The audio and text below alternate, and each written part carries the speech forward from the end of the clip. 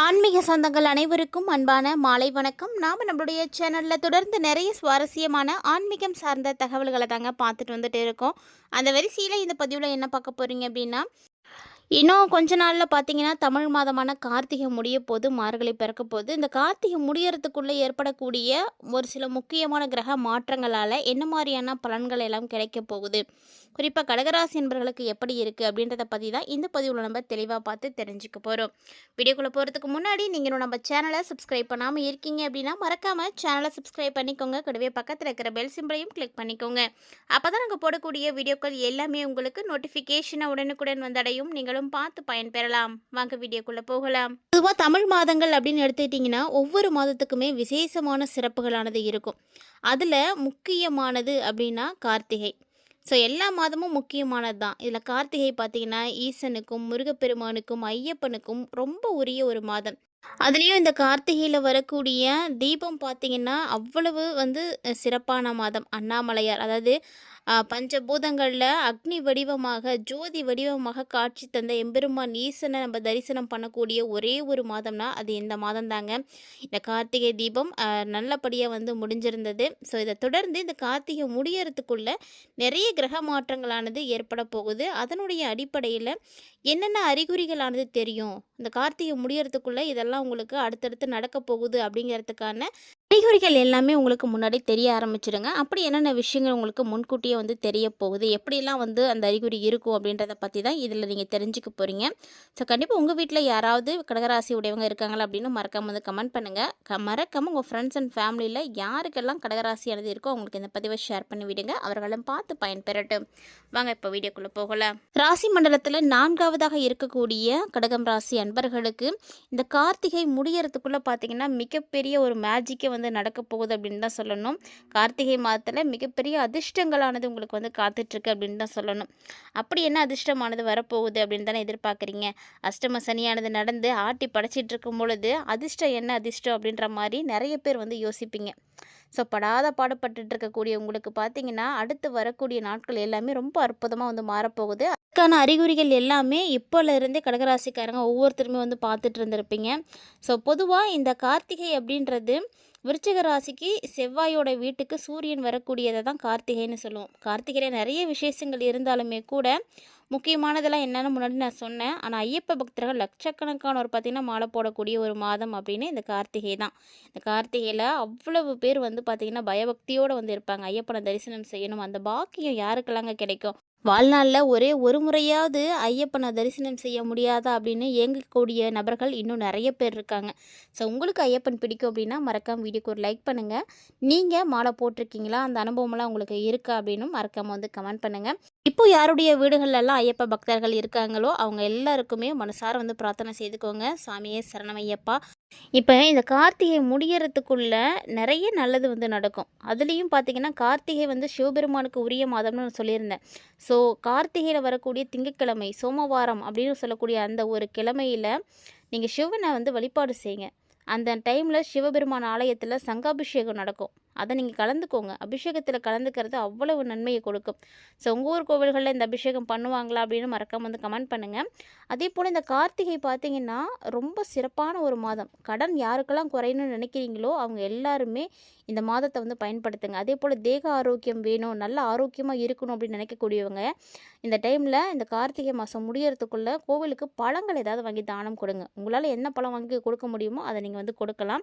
கடன் குறையணும் அப்படின்னு நினைக்கக்கூடியவங்க திங்கட்கிழமையில் கோவிலுக்கு பச்சரிசி வாங்கி கொடுங்க. ஸோ இந்த ஒரு எளிமையான விஷயத்தை மட்டும் நீங்கள் செஞ்சீங்க அப்படின்னா இந்த கார்த்திகை கண்டிப்பாக உங்களுக்கு ஒரு மாற்றத்தை கொடுக்கும். கடகராசி அன்பர்களுக்கு இந்த கார்த்திகை முடியறதுக்குள்ளே நிறைய மாற்றங்கள் தெரிய போகுது அப்படின்னு சொல்லியிருந்தோம். அதில் முதல்ல பார்த்தீங்கன்னா கடகராசிக்காரங்களுக்கு பிள்ளைங்க விஷயத்தில் நல்ல ஒரு அனுகூலம் கிடைக்கும். பிள்ளைங்க சரியாக படிக்கலை, அடம் பண்ணுறாங்க, நல்ல பழக்க வழக்கங்களோடு இல்லை, சொன்ன பேச்சு கேட்கல அப்படின்லாம் கவலைப்பட்டுருக்கீங்களா? எல்லாமே அப்படியே டோட்டலாக மாறப்போகுதுங்க. இனி நீங்கள் சொல்லக்கூடியதை அப்படியே வந்து கிளிப்புள்ள மாதிரி வந்து கேட்பாங்க. அதனால் பட்ட கஷ்டங்கள் எல்லாத்துக்குமே உங்களுக்கு ஒரு நல்ல விடிவு கிடைக்க போகுது. வியாபாரத்துலலாம் நினைக்க முடியாத வெற்றிகள் கிடைக்கும். ஸோ நீங்கள் இந்த அளவுக்கு வந்து வியாபாரம் பண்ணுவீங்க, நல்ல வளர்ச்சி அடைவீங்க அப்படின்னு நீங்களே எதிர்பார்த்துருக்க மாட்டீங்க. அப்படி ஒரு வளர்ச்சி கிடைக்க போகுது. சுபகாரியங்களும் பார்த்தீங்கன்னா இவ்வளோ நாளாக உங்களுக்கு அஷ்டம சனியினுடைய ஆதிக்கம் இருந்ததுனால தடைப்பட்டுட்டு இருந்திருக்கும். ஆனால் இனியெல்லாம் அது தடையெல்லாம் நீங்க போகுதுங்க. இடமாற்றம் வேணும், வீடு மாற்றம் வேணும், மனை மாற்றம் வேணும், உத்தியோக மாற்றம் வேணும், வியாபார மாற்றம் வேணும், தொழில் மாற்றம் வேணும். இப்படி என்னென்ன விஷயங்களில் நீங்கள் மாற்றங்கள் வேணும் அப்படின்னு நினைக்கிறீங்களோ அது எல்லாத்துலேயுமே உங்களுக்கு மாற்றங்கள் கண்டிப்பாக வந்து கிடைக்கும். நீங்கள் நினச்ச மாதிரி அந்த மாற்றங்கள் இருக்க போகுது, நல்ல மாற்றங்களாகவும் இருக்கும். அதனால் நீங்கள் தைரியமாகவே வந்து இருக்கலாம். ஸோ இந்த காலகட்டங்களில் ஆரோக்கியம் சார்ந்த விஷயத்தில் நீங்கள் கவனமாக இருந்துக்கோங்க. தாய் வழி உறவு, தந்தை வழி உறவு இது எல்லாமே வந்து உங்களுக்கு சிறப்பாக இருக்க போகுது. ஸோ அவங்களுடைய ஒத்துழைப்பின் மூலமாக நீங்கள் நிறைய விஷயங்களை வந்து செய்யலாம். அதே போல் வண்டி, வாகனம் இது தொடர்பான விஷயங்களும் உங்களுக்கு நல்ல ஒரு வெற்றியை கொடுக்கும். ஸோ வீட்டுக்கு நீங்கள் புதுசாக எதுவும் வண்டி வாகனம் வாங்கணும் அப்படின்னு ஆசைப்பட்டீங்கன்னா கூட இந்த கார்த்திகையில் வந்து நீங்கள் அதுக்கான முயற்சிகளை எல்லாம் எடுப்பீங்க. அதுக்கான அமைப்புகள் கிடைக்கும், வாய்ப்புகளும் உங்களுக்கு வந்து நல்லபடியாக இருக்குது. அதே போல் மன அழுத்தம் உங்களுக்கு அப்பப்போ வந்து ஏற்பட்டுருக்கும். ஜீரண கோளாறுகள் எல்லாம் ஏற்படும். ஜீரண உறுப்பு, முதுகுத்தண்டு இந்த விஷயத்துலலாம் நீங்கள் கொஞ்சம் கவனமாக இருக்கணும். ஏன்னா நம்ம வந்து ஆரோக்கியமாக இருக்கணும் அப்படின்னா நல்ல உணவும் வேணும், நல்ல பழக்க வழக்கமும் வேணும். தினந்தோறும் நீங்கள் உடற்பயிற்சி செய்கிறது ரொம்ப முக்கியம். ஸோ இந்த மாதிரி விஷயங்களெல்லாம் நீங்கள் செய்துட்டு வரும் பொழுது உங்களுடைய ஆரோக்கிய ரீதியான பிரச்சனைகள் எல்லாம் சரியாக போகும். ஆரோக்கியம் நல்லா இருக்கணும் அப்படின்றதெல்லாம் கவனம் எடுத்துக்கோங்க. குறிப்பாக சொல்லப்போனால் கடகராசிக்காரங்களுக்கு கழுத்து, முதுகு இது தொடர்பான பிரச்சனைகள் அடிக்கடி வரும். அதனால் என்ன பண்ணுறீங்கன்னா சூரிய நமஸ்காரம் நீங்கள் தொடர்ந்து செய்யுங்க. சூரிய நமஸ்காரத்தை தெரியலனா கூட கற்றுக்கோங்க. நம்முடைய வாழ்க்கைக்கு நம்மளுடைய ஆரோக்கியத்திற்கு நல்லது தரக்கூடிய விஷயங்களை நம்ம தெரியலனா கூட கற்றுக்கணும், தெரிஞ்சுக்கணும். ஸோ கடகராசியுடைய குழந்தைகள் உங்கள் வீட்டில் இருக்காங்கன்னா கூட உங்களுக்கு சூரிய நமஸ்காரம் செய்ய தெரியும்னா அவங்க குழந்தைங்களுக்கு வந்து கற்றுக் கொடுங்க. தினசரி செய்யறதுக்கு பழக்கி கொடுங்க. இந்த விஷயங்களெல்லாம் செய்யும் பொழுது கழுத்து, முதுகில் ஏற்படக்கூடிய பாதிப்புகள் எல்லாம் கொஞ்சம் வந்து கண்ட்ரோல்டாக இருக்கும். நிறைய தண்ணீர் குடிங்க, நிறைய நீர் ஆகாரங்களை எடுத்துக்கோங்க, நிறைய மோர் குடிக்கிறது எல்லாம் உங்களுக்கு ரொம்ப நல்லது. ஏன்னா நீர்ச்சத்து குறைஞ்சிச்சு அப்படின்னாவே ஆட்டோமேட்டிக்காக நம்ம டல்லாகிடுவோம், நம்மளுடைய உடல் வந்து சோர்வடைய ஆரம்பிச்சிடும். அதனால் அந்த விஷயத்துலலாம் கவனமாக இருங்க. பொருளாதாரத்தில் நல்ல முன்னேற்றம் இருக்கும். ஸோ நீங்கள் காசு பணத்துக்கெல்லாம் இனி பயப்படவே பயப்படாதீங்க. இவ்வளோ நாளாக இருந்த நிலை வேறு, இனிமேட்டுக்கு இருக்கக்கூடிய நிலையே வேறு. அந்த மாதிரி ஒரு நல்ல அமைப்பு இருக்குது.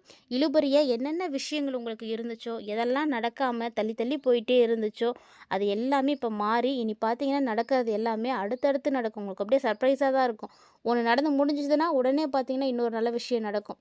இவ்வளோ நாளாக இந்த விஷயத்துக்காக காத்துட்ருந்தோம் ஆனால் நடக்கலை அப்படின்ற மாதிரியான கவலைகள்லாம் இருக்கும். ஸோ இப்போ அதெல்லாம் மாறி சந்தோஷம் கிடைக்க போகுது. ஒரு நல்ல காலகட்டம், ஒரு அருமையான ஆரம்பம், தொடக்கம் அப்படின்னு வச்சுக்கோங்களேன். இந்த 2026 பிறக்கக்கூடிய இந்த ஒரு தருணம் உங்களுக்கு அப்படி ஒரு மாற்றங்களை நீங்கள் பார்ப்பீங்க. ஸோ 2026 உங்களுக்கு எவ்வளவு வளமாக இருக்க போகுது அப்படின்றதுக்கான அறிகுறிகளை தான் இந்த கார்த்திகை முடியறதுக்குள்ளேயே நீங்கள் பார்த்துருவீங்க. ஸோ ஒவ்வொரு விஷயமும் உங்களுக்கு சிறப்பாக இருக்கும். நீங்கள் நினைக்காத இடத்துலலாம் உங்களுக்கு வாய்ப்பு கிடைக்கும். நல்ல முன்னேற்றம் கண்டிப்பாக கிடைக்கும். தைரியமாக இருங்க. அதே போல் இந்த காலகட்டங்களில் உத்தியோகத்தில் இருக்கக்கூடியவங்க பயப்படவே பயப்படாதீங்க. இவ்வளோ நாளாக நீங்கள் போயிட்டு இருக்கக்கூடிய வேலையில் எந்த ஒரு உயர்வுமே இல்லாமல் இருக்கும். சேலரியில் இன்க்ரிமெண்ட் கிடச்சிருக்காது. நீங்கள் நினச்ச மாதிரி ஒரு ட்ரான்ஸ்ஃபர் கூட கிடச்சிருக்காது. இது எல்லாத்துக்குமே ஏங்கிட்டு தான் இருந்திருப்பீங்க. ஆனால் இப்போ அப்படிலாம் கிடையாது. நீங்கள் நினச்ச மாதிரி உங்களுக்கு சேலரியில் இன்க்ரிமெண்ட் கிடைக்க போகுது. நல்ல ஒரு ப்ரொமோஷன் கிடைக்க போகுது. நல்ல ட்ரான்ஸ்ஃபர் இருக்கும். ஸோ தொழில் வியாபாரம் செய்கிறவங்க எல்லாமே அடுத்தடுத்து நீங்கள் டெவலப் ஆகிட்டு போயிட்டே இருப்பீங்க. நல்ல முன்னேற்றம் இருக்கும். எது தொட்டாலும் அதில் முன்னேற்றம், லாபம் அப்படின்ற மாதிரியான ஒரு சூழ்நிலைகள் தான் இப்போ வந்து நிலவிட்டு இருக்குது. அதனால் கடகராசிக்காரங்கெல்லாம் கவலையெல்லாம் விட்டுடுங்க. இனிமேட்டுக்கு உங்களுடைய வாழ்க்கையில் பார்த்தீங்கன்னா அப்படியே ஒரு மேஜிக் பண்ண மாதிரி தான். முன்னாடி இருந்தது வேறு, இப்போ இருக்கிற வேறு அப்படின்ற மாதிரி சிறப்பான ஒரு மாற்றத்துக்கு நீங்கள் தயாராகிட்டு இருக்கீங்க. அதுவும் இந்த கார்த்திகை முடியறதுக்குள்ளேயே அதற்கான அறிகுறிகள் எல்லாமே உங்களுக்கு வந்து தெரிஞ்சிடும். ஸோ இந்த அறிகுறிகளை வச்சு நீங்கள் தெரிஞ்சுக்கலாம் அடுத்து நமக்கு எப்படிப்பட்ட ஒரு எதிர்காலம் இருக்குது அப்படின்னு. ஸோ இதனால் வரைக்கும் நடந்த விஷயங்களெல்லாம் பார்த்து கவலைப்பட்டு உடஞ்சி போய் உட்காந்துருந்தவங்க எல்லாமே இப்போ தைரியமாக மீண்டு எழுந்து வாங்க. எல்லா விஷயங்களுமே நல்லா தாங்க இருக்குது. அஷ்டம சனி இன்னும் கொஞ்சம் நாளைக்கு இருக்குது அப்படின்றதுனால ஆரோக்கிய ரீதியான பிரச்சனைகள் தான் உங்களுக்கு ஏற்படும். அதை மட்டும் கொஞ்சம் பார்த்துக்கோங்க. அதுவுமே நீங்கள் பயப்படுற அளவுக்கு பெருசாலாம் ஒன்றுமே இருக்காது. எப்போதும் இருக்கிற மாதிரி தான் இருக்கும். ஏன்னா அடிக்கடி கொஞ்சம் உடம்பு சரியில்லாத மாதிரி இருக்கும். அதுக்காக தான் சொல்கிறோம், நல்ல உணவுகளை எடுத்துக்கோங்க. ஆரோக்கியமாக இருக்கிறதுக்கு உடற்பயிற்சி செய்யுங்க. தினமுமே உங்களுக்கு வந்து யோகா செய்கிறது, தியானம் செய்கிறது, அடிக்கடி கோவிலுக்கு போகிறது, இது எல்லாமே உங்களுக்கு ஒரு நல்ல ஒரு பாசிட்டிவான ஒரு எனர்ஜி உங்களுக்கு வந்து கொடுத்துட்டே இருக்கும். அதே போல் ஏழை எளியவர்களுக்கு தான தர்மங்கள் செய்யுங்க. உங்களுடைய தேவைக்கு போனது போக மிச்சம் இருக்கக்கூடியதை இல்லாத ஏழை எளியவர்களாக பார்த்து, இயலாதவர்களாக பார்த்து கொடுங்க.